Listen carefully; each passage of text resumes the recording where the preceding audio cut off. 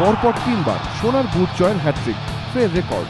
তৃতীয়বারের জন্য সোনার বুট পকেটে পুরে ফেললেন লিওনেল মেসি। এই মরশুমের ইউরোপীয় লিগে সর্বাধিক গোলদাতা হিসেবে এই খেতাব জিতলেন LM10। মরশুমের শেষের দিকে ভুগিয়েছে হ্যামস্ট্রিংয়ে চোট, তাও থামাতে পারেনি গোল মেশিনকে। এই মরশুমে ইউরোপীয় লিগে 46 গোল, অপ্রতিরোধ্য ফর্মের নিরিখেই ফের রোনাল্ডোকে টেক্কা। 2012-2013 মরশুমে মেসির মোট গোল 46টি। 2011-2012তে করেন 50টি গোল। 2010-2011 মরশুমে দেন মোট 34টি গোল। হ্যাট্রিকের পর সোনার বুটটি তাঁর পরিবার ও বার্সেলোনার সতীর্থদের উৎসর্গ করেছেন মেসি। LM10 বলেছেন, এই খেতাবে কৃতিত্ব গোটা দলের, কারণ দলের অন্যান্য সদস্যদের সাহায্য ছাড়া এতগুলো গোল করা সম্ভব হতো না।